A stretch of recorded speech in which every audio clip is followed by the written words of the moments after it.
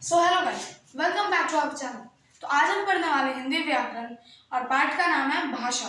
अब हम समझ लेते हैं बेसिक डेफिनेशन की भाषा होती क्या है। भाषा वह माध्यम है जिसके द्वारा मनुष्य अपने भावों को दूसरे के सामने बोलकर या लिखकर प्रकट करता है।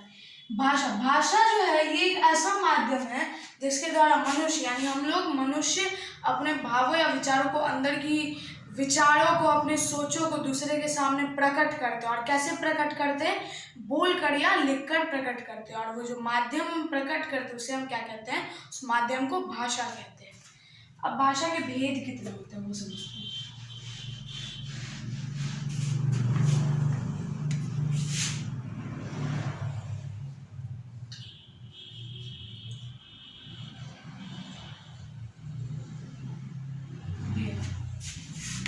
भाषा के अब मेनली दो भेद होते हैं।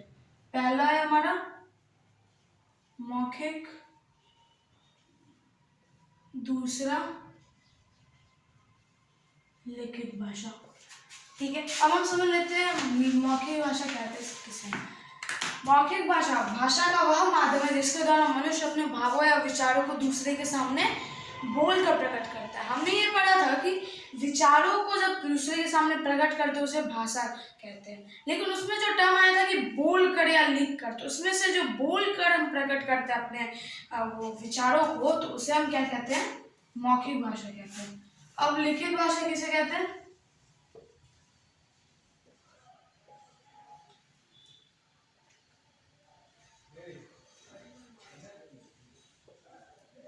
लिखित भाषा वह माध्यम है जिसके द्वारा मनुष्य अपने भावों या विचारों को लिख कर प्रकट करता है, उसे हम क्या कहते हैं? लिखित भाषा कहते हैं। मौखिक भाषा में इसमें हम एक समझते हैं कि मौखिक भाषा में क्या होता है? वक्ता बोलकर सॉरी वक्ता बोलता है और जो सुनने वाला होता है श्रोता, वो सुनकर बातों को समझता है। भाषा के इस रूप का प्रयोग ज्यादा होता है। ठीक है, भाषा का जो ये रूप है मौखिक भाषा, इसका प्रयोग ज्यादा होता है, अधिक होता है। यह भाषा का मूल रूप होता है। लिखित भाषा हमने समझ लिया, यह जिस साधन से अपने भाव या विचारों को दूसरे के सामने लिख कर प्रकट करते हैं उसे हम क्या कहते हैं? लिखित भाषा कहते हैं। अब हम पढ़ेंगे कि मातृभाषा किसे कहते हैं।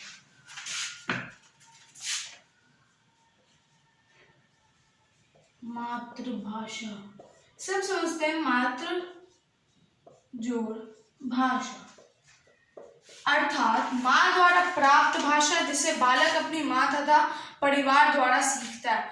वह भाषा जिससे बच्चा अपने परिवार या माता द्वारा जिस भाषा को सीखता है उसे हम क्या कहते हैं? मातृभाषा कहते हैं। एग्जाम्पल में देख लेते हैं, यदि परिवार के लोग कश्मीरी बोलते हैं तो भाषा की बच्चे की मातृभाषा क्या होगी? कश्मीरी होगी।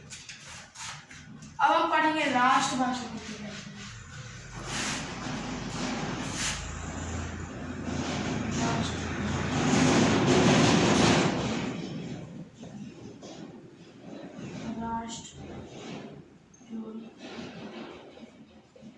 राष्ट्र जोड़ भाषा अर्थात राष्ट्र की भाषा। राष्ट्रभाषा राष्ट्र की भाषा, नाम से ही पता चला राष्ट्र की भाषा वह भाषा जिसका प्रयोग एक देश के अधिकांश निवासियों द्वारा किया जाता है। एक ही देश के अधिकतर लोग, ज्यादा लोग जिस भाषा का प्रयोग करते हैं उसे हम क्या कहते हैं? राष्ट्रभाषा कहते हैं। प्रत्येक राष्ट्र की अपनी अपनी एक अलग राष्ट्रभाषा होती है, जैसे जापान का जापानी, चीन का चीनी। अब हम पढ़ेंगे राजभाषा। राजभाषा नाम से ही पता चला राज्य की भाषा। राज भाषा राज जोड़ भाषा। ठीक है, राज जोड़ भाषा अर्थात राजकाज की भाषा वह भाषा जिसका प्रयोग देश के कार्यालयों में कामकाज के लिए किया जाता है। किसी भी देश के कार्यालयों में जिस भाषा का प्रयोग कामकाज के लिए किया जाता है, कामकाज ऑफिशियल वर्क, किसी भी देश के कार्यालयों में जिस भाषा का प्रयोग कामकाज के लिए किया जाता है उसे हम क्या कहते हैं? राजभाषा कहते हैं। भारत में कामकाज के लिए हिंदी एवं अंग्रेजी दोनों भाषा का प्रयोग किया जाता है। अब हम पढ़ेंगे हिंदी को कब भारत की राष्ट्रभाषा बनाया, राजभाषा घोषित किया गया था। तो वो दिन था 14 सितंबर 1949। इसी दिन हिंदी को घोषित किया गया था राजभाषा के तौर पे, और 14 सितंबर को हम हर बार हिंदी दिवस मनाते हैं।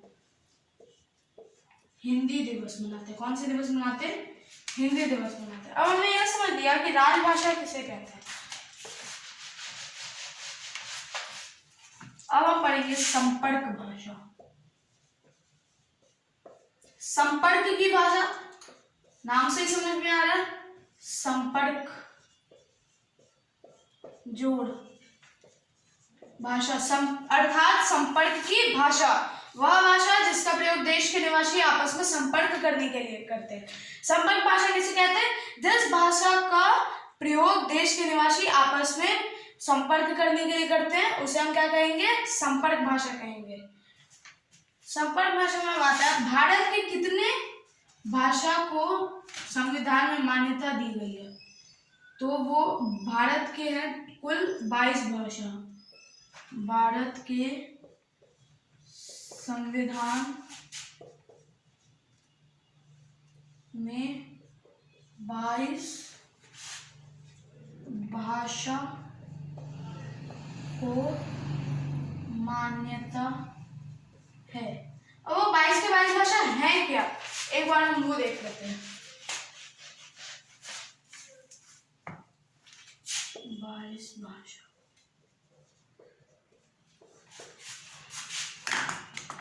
तो 22 में पहला है हमारा हिंदी, ठीक है, हिंदी है।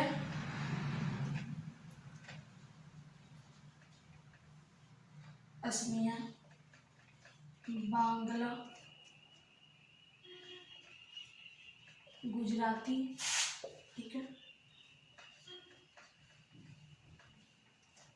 बोडो, डोगरी, फिर कन्नड़,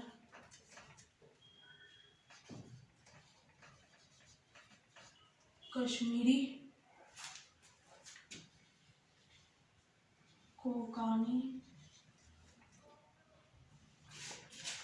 पंजाबी,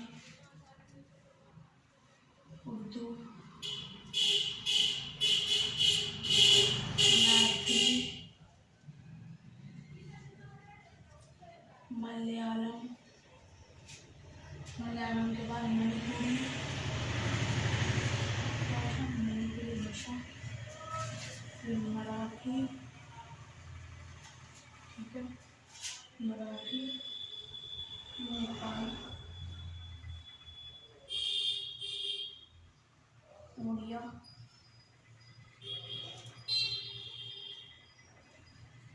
संस्कृत,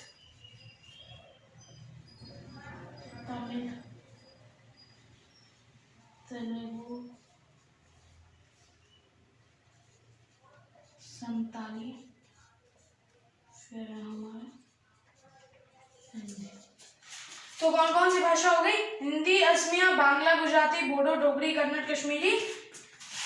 1 2 3 4 5वां बोडो, 6 डोगरी, 7 कन्नड़, 8 कश्मीरी, कोंकणी, 9 10 पंजाबी, 11 उर्दू, 12 मैथिली, 13 मलयालम, 14 मणिपुरी, 15वां मराठी, 16वां नेपाली, 17 ओडिया, 18 संस्कृत, 19 तमिल, 20 तेलुगु, 21 संताली, 22 सिंधी। अगर कोई लिखना चाहते हो तो उसे लिख सकते हैं।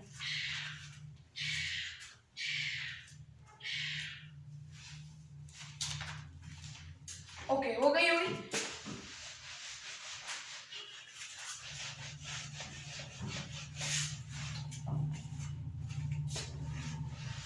अब हमने ये तो जान लिया भारत के मान्यता दी गई 22 भाषाएं हैं क्या। अब नया टॉपिक हमारा मानक भाषा। मानक भाषा, मान्य भाषा, मानक भाषा। भाषा के जिस रूप को शिक्षित जन द्वारा प्रयुक्त व विद्वानों द्वारा स्वीकृत किया गया है वह भाषा मानक रूप कहलाता है। जो यह वह भाषा है जिसको विद्वानों द्वारा स्वीकृत, शिक्षित जन द्वारा, जो पढ़े लिखे लोग हैं, विद्वानों द्वारा जिस भाषा को स्वीकृत किया गया है उसे हम क्या कहते हैं? मानक भाषा कहलाता है। जो भाषा विद्वानों द्वारा, पढ़े लिखे लोग द्वारा स्वीकृत किया गया है वह भाषा मानक भाषा कहलाता है। इसका हम एक उदाहरण देख लेते हैं। उदाहरण,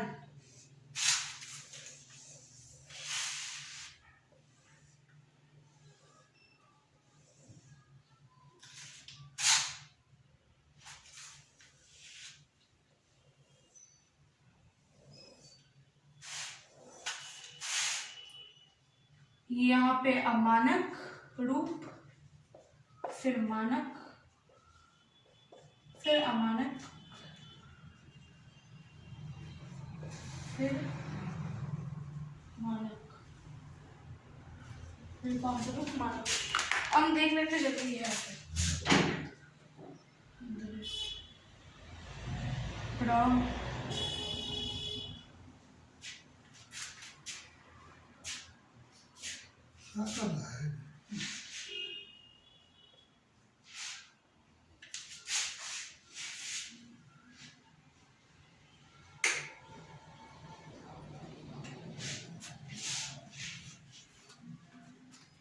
मानक रूप।